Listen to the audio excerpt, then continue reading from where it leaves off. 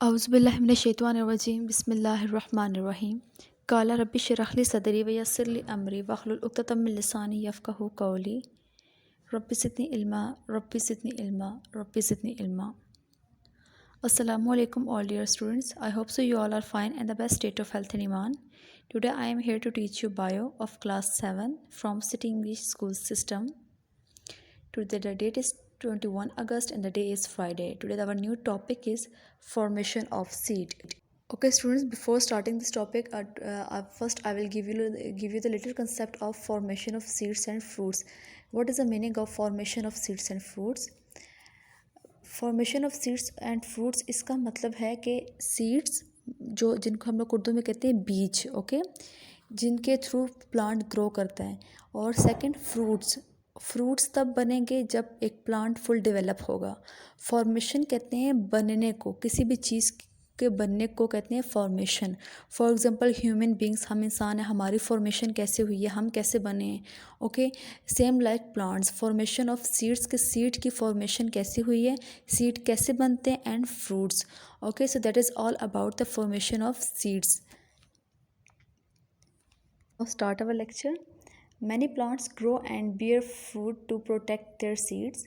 A seed protects the embryo inside it. In addition, shapes of seeds and fruits help in their dispersal.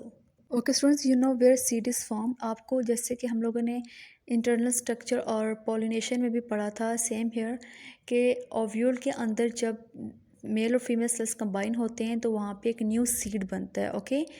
Ovary के अंदर, ovule के अंदर seed बनता है और ये सीड क्या करता है, एम्ब्रॉयो को प्रोटेक्ट करता है, okay.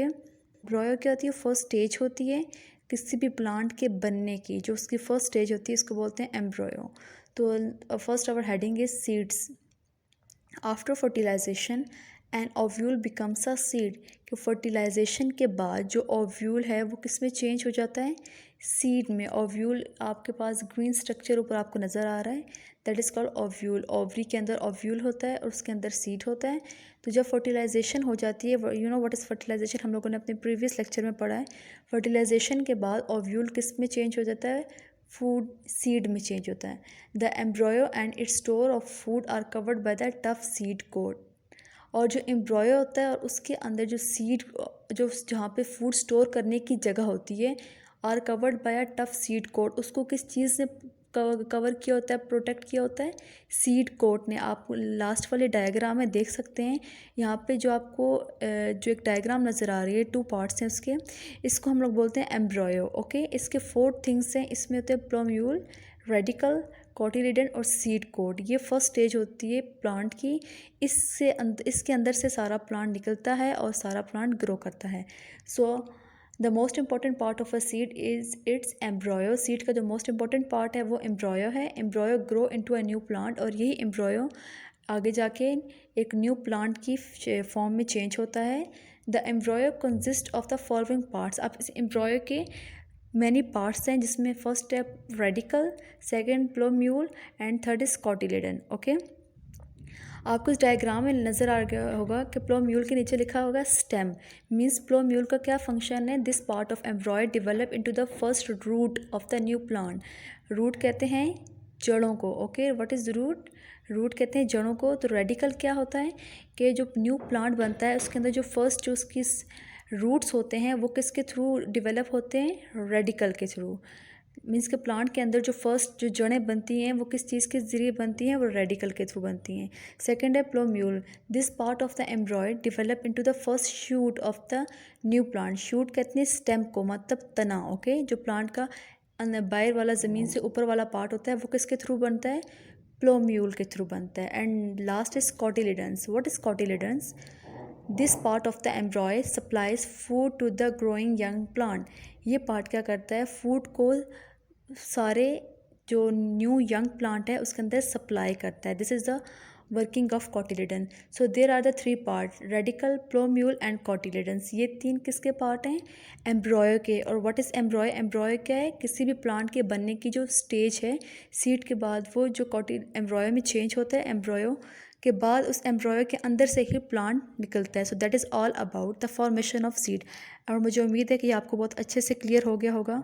Okay students, now come on the notes and today we discuss about the first last 15 questions. Question number 15 is what are the different stages of embryonic development. जैसे कि हम लोगों ने प्रीवियस लेक्चर में पढ़ा कि there are 3 parts: radicle, plumule and cotyledons. Question number 16, what is pericarp?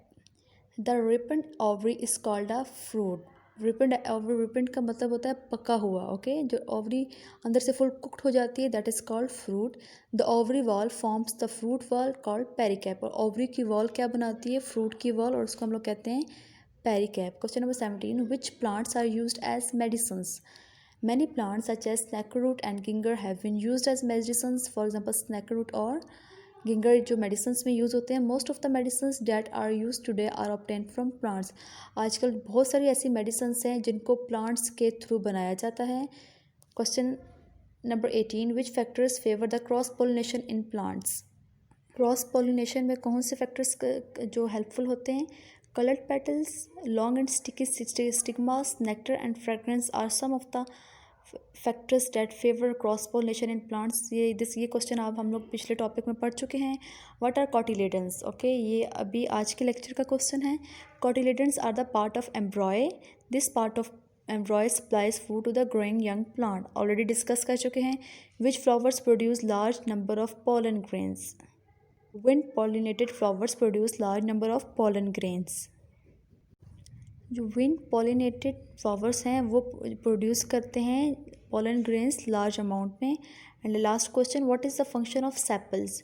Sepals का function क्या है? Green sepals protect the flower from the sun and rain in bud form. Sepals क्या करते हैं? फ्लावर को किस चीज़ से प्रोटेक्ट करते हैं?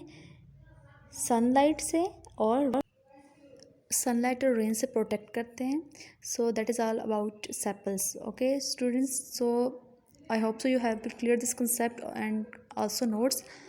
मुझे उम्मीद है कि आपको आज का लेक्चर बहुत अच्छे से समझ आएगा और नोट्स के क्वेश्चंस भी. सो आपकी डायरी ये है कि आपने नोट्स के क्वेश्चन नंबर 15 से लेके क्वेश्चन नंबर 21 तक याद भी करने हैं और अच्छे रजिस्टर पे लिखने भी हैं. Okay, take care. अल्लाह हाफिज़.